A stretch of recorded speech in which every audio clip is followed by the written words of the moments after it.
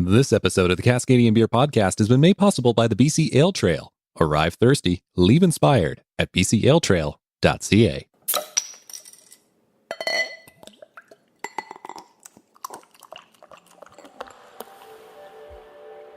A brewery doesn't have to be large or package their product to be successful. They can find success in an enthusiastic market.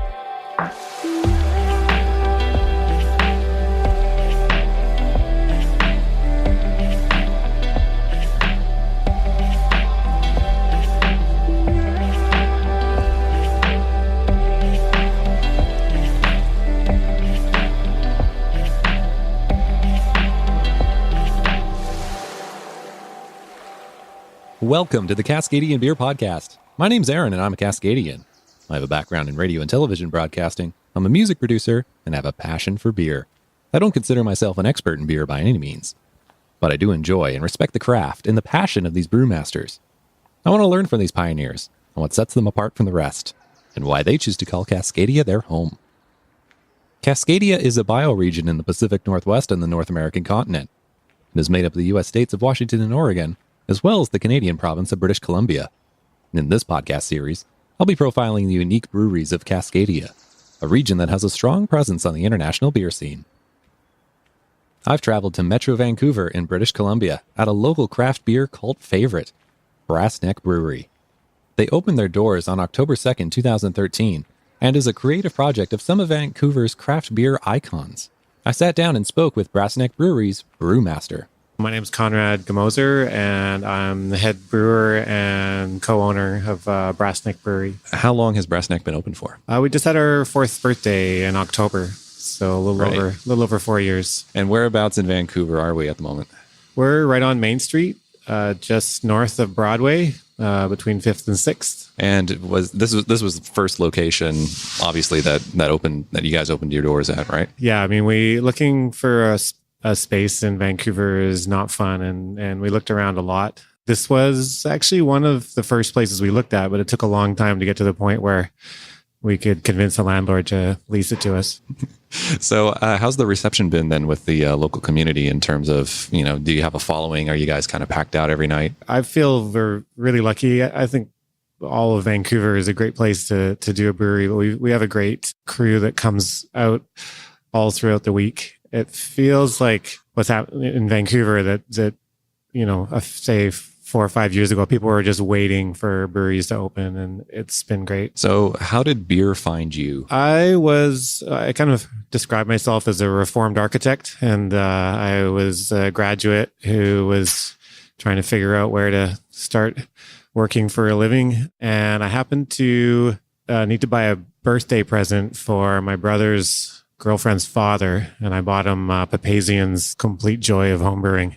I don't think he ever cracked it open, but I read it cover to cover, and this multiple lights went on in my brain, and that was pretty much the start. Mm-hmm. How'd you start off? Like, what was your home brew kit? Did you do extract first, or did you go right on all grain? I did extract. I mean, I had done a little bit of extract brewing in university. I don't really reflect back on that time with a lot of pride. It was a very utilitarian enterprise. Mm-hmm. But I was really intrigued by the latter part of the book where he gets into all grain. That just really got me excited. So I fairly quickly moved into doing partial mash, and then I moved to Vancouver.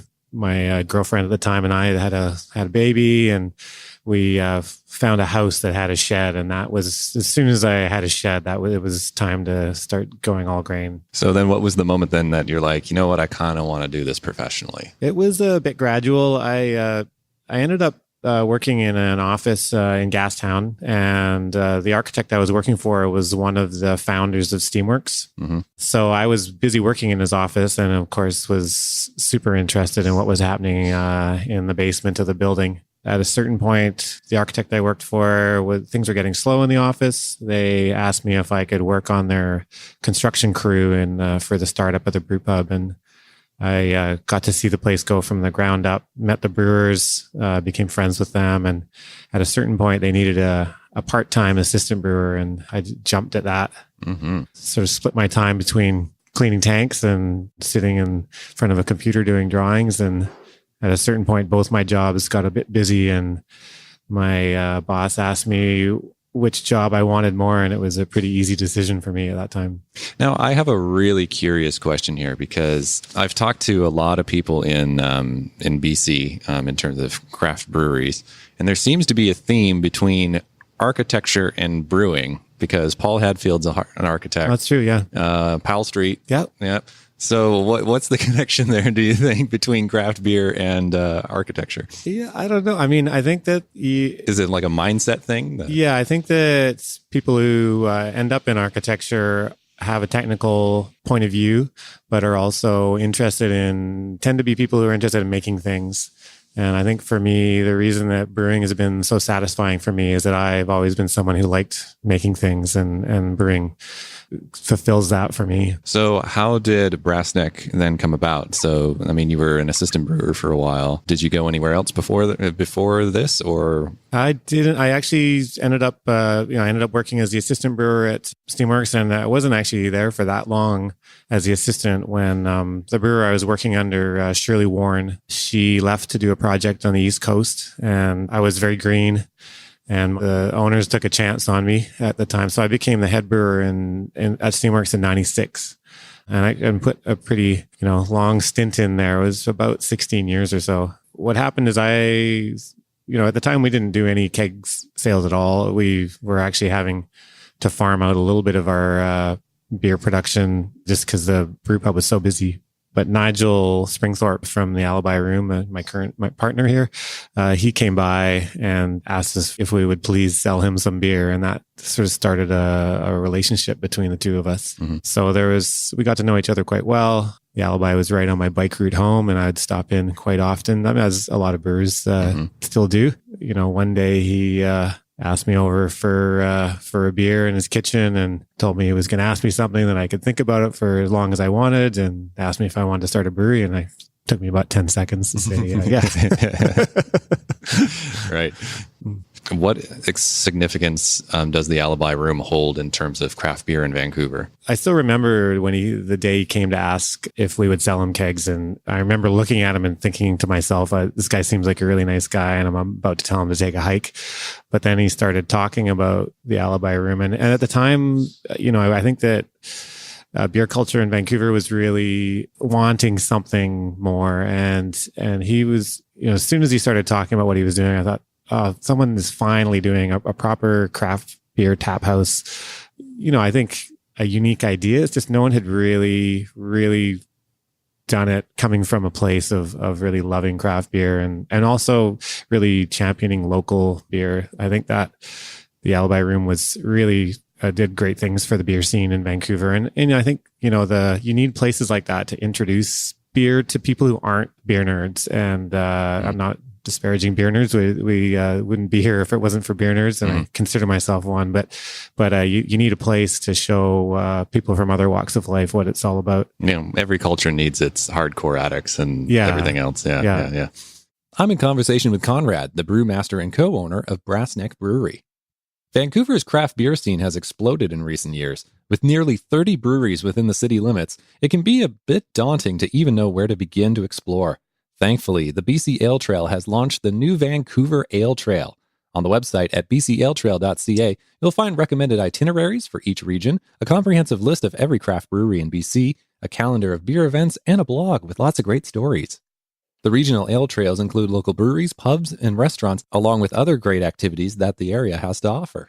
So whether you're planning a weekend trip or just being a tourist in your own backyard, let the Bce Ale Trail guide you to your next beer adventure. Arrive thirsty, leave inspired at bcealetrail.ca.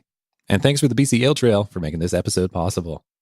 Now let's jump back into my conversation with Conrad from Brassneck Brewery. Did any of the influence from the Alibi Room then kind of spur into what the type of beers you do here? Like, is there like any connection, or is this like just kind of fresh? I mean, if you talk to Nigel, he kind of describes the Alibi Room as a little bit of a laboratory where you get to try things out and see how people react. Mm-hmm. When you're there, people are talking about the beer on the list all the time. And you really, I think that he got a really good chance to see what people are interested in. And then it's a place where you get beer from other places.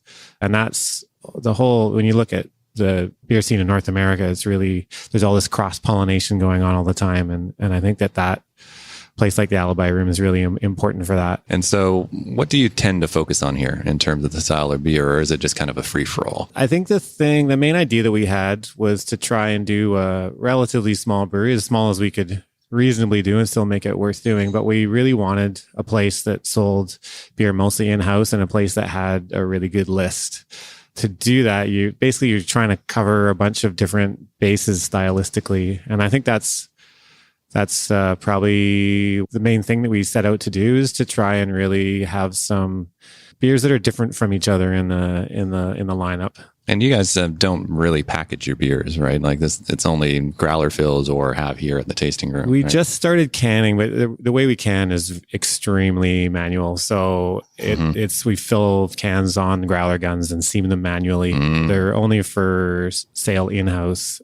So we're really only, we have maybe 2-3 days of inventory. We're not doing any packaged beer. We're not distributing any packaged beer. And when we opened, we were strictly growlers and kegs, and not even that many kegs. So what is the size of the brew house then? It's an 11 hectoliter brew house, or 10 barrel, from the old Dick's brew pub that was on Bce. Right. So it's got a good story to it, the brew house. Well, what is that story? Well, it was built in 98. The Dick's was actually a really important place. It's sort of around the early 2000s that a lot of the kind of core of the Vancouver beer scene would congregate there a lot. I think that was a place where you'd kind of get some of the crazier IPAs in town at the time. It was just a little less, I'd say the crowd was a little different than, say, Steamworks or Yaletown, which were a little more mainstream, and you get a few people coming in for interesting beer, and most people just wanted